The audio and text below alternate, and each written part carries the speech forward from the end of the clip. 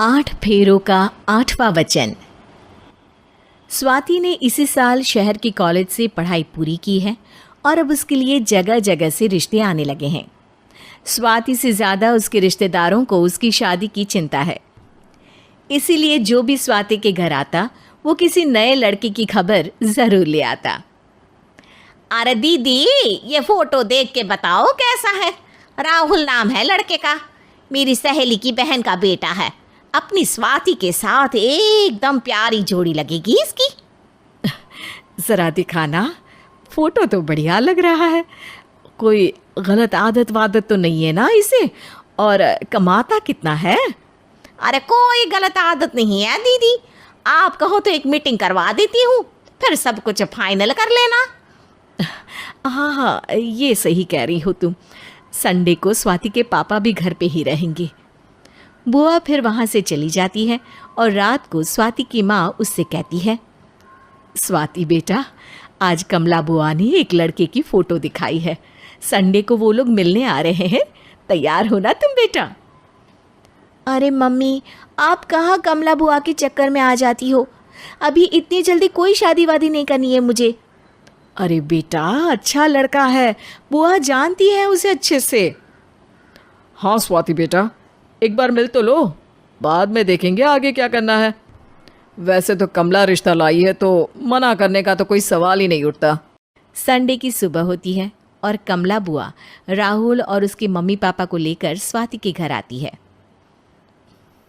अरे आइए आइए भाभी, इसे अपना ही घर समझिए। इनसे मिलिए, ये मेरे भैया और ये मेरी भाभी हैं। नमस्ते भाभी जी, ये है हमारा लड़का राहुल, सरकारी नौकरी की तैयारी कर रहा है ये। वैसे आपकी बेटी कहाँ है? अरे स्वाति बेटा, बाहर आ जाओ। वैसे कितनी पढ़ाई की है स्वाति ने? जी, पोस्ट ग्रेजुएट है हमारी बेटी साइंस में।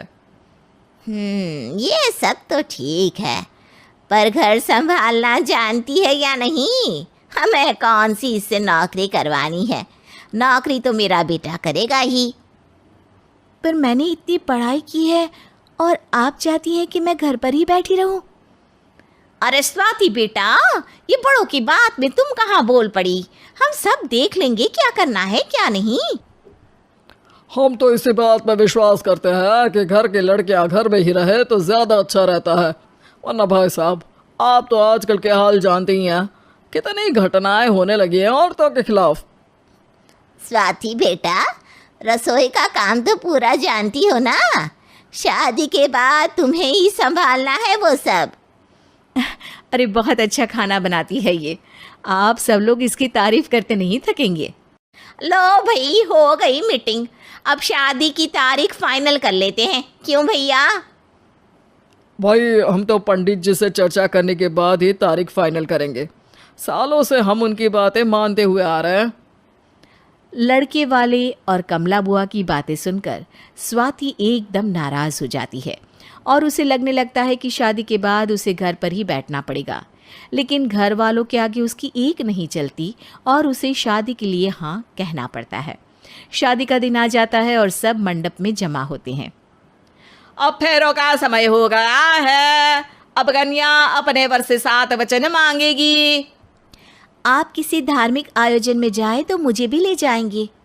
आप मेरे माता पिता का भी बराबरी से सम्मान करेंगे, हमेशा मेरा साथ निभाएंगे। आपको दोनों परिवार की जिम्मेदारियां बखूबी निभानी होगी। हर ज़रूरी बात में मेरी भी राय लेंगे। आप सभी गलत आदतों से दूर रहेंगे। आप मेरे अलावा किसी और औरत से कोई गलत संबंध नहीं बांधेंगे। ये 7 वचन पूरे हुए, वर क्या तुम्हें ये सारे वचन मंजूर है? जी हाँ पंडित जी, मैं सारे वचन अच्छे तरीके से निभाऊंगा। अरे वाह वाह, बढ़िया तरीके से सब काम संपन्न हो गया। तो इसी के साथ विवाह संपन्न हुआ और आज से ये दोनों पति पत्नी हुए। 1 मिनट पंडित जी, अभी एक वचन लेना बाकी है। अब कौन सा वचन है बेटा? मैं अब हमेशा के लिए किसी दूसरे घर में जाने वाली हूँ, तो पति के अलावा मैं अपने सास ससुर से भी एक वचन लेना चाहूँगी। अब कहो बेटी। मैं ये चाहती हूँ कि मुझ पर किसी बात की कोई पाबंदी नहीं लगाई जाएगी। मुझे सब कुछ करने की आज़ादी होगी और मैं भी विश्वास दिलाती हूँ कि मैं एक अच्छी बहू बन के दिखाऊंगी। स्वाति की बात सुनकर उसके सास ससुर एकदम चौंक जाते हैं और कुछ बोल नहीं पाते कि उतने में कमला बुआ बोल पड़ती है। अरे बेटा, ये भी कोई कहने की बात है? रानी बन के रहोगी तुम तो। वचन देने से पहले सोच लीजिए, क्योंकि शास्त्रों में वचन ना निभाने वालों के लिए नरक से भी बदतर सजा लिखी है। स्वाति की चालाकी से वहाँ मौजूद सब लोग प्रभावित हो जाते हैं और लोगों में बदनामी ना हो जाए, इस कारण स्वाति के सास ससुर को उसे वचन देना पड़ता है। और कैसी अपशकुन वाली बातें कर रहे हैं आप पंडित जी? हमें मंजूर है बेटा तुम्हारी शर्त। स्वाति अपनी समझदारी से अपनी बात अपने ससुराल वालों से मनवा लेती है और खुशी खुशी राहुल से शादी कर लेती है। अब से हर शादी में मैं खुद 8 वचन दिलवाऊंगा। ओम मंगलम मंगलम मंगलम।